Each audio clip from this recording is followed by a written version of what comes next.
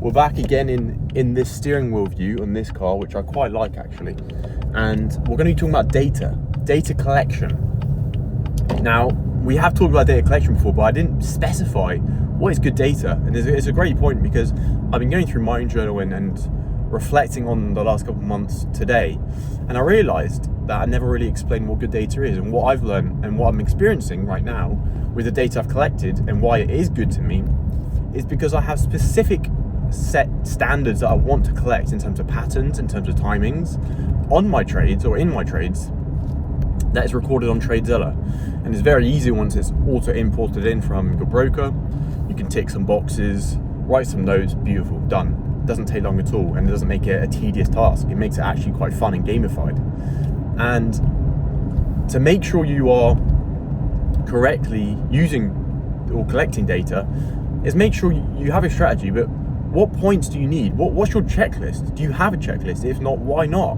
What's your checklist of entering trades? And from there you can work and reverse engineer on TradeZilla what you're looking for, why you're looking for it, and how to actually record it. Now, there's another point to this that I've noticed, where you may have good trades or good data collected, but what else makes good data?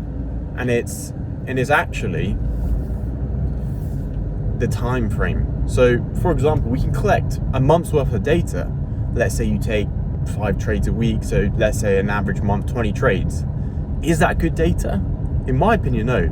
If you look at, or if we extrapolate it to psychological studies or scientific studies, what happens? They usually get a bigger sample size, because a bigger sample size usually means the data is stronger.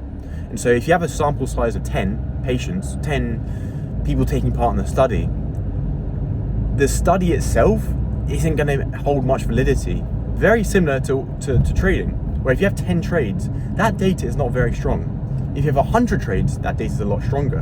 And now, the reason why I say the said time at the start is because time usually dictates or indicates that you have entered more positions, right? You can't, unless your strategy is entering 20 positions a day, something extra, hyper scalping or things like that, I don't think that would apply to you. So it's important to understand that the time frame in which you are entering on, or sorry, that you are recording your data in, is vital. So if you're able to maximize the amount of data you're collecting over a longer period of time, let's say 6 months, that way you most likely have over a couple hundred trades from what I've just discussed.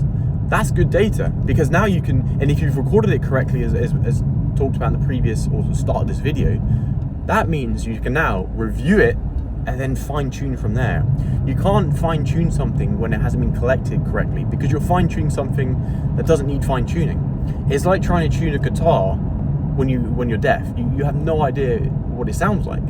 And so if you're able to master that difference from collecting good data, making sure it's on a longer time frame, and then fine tuning from there, holy traffic, then from then, that is when you can fine tune. And that's what I've learned the hard way, where I started tweaking my strategy based on data that was only 3 months old, if that.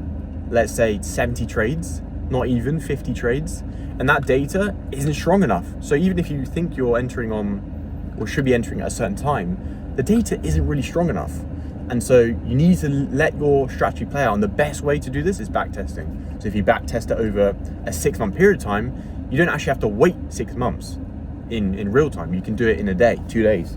And that's where it's vital to understand backtesting and why you should backtest. But that's the video for now. And I think as long as you grasp that aspect of it, you'll see your data collection grow, and also you'll be able to fine tune your strategy to the bigger extent that you want to.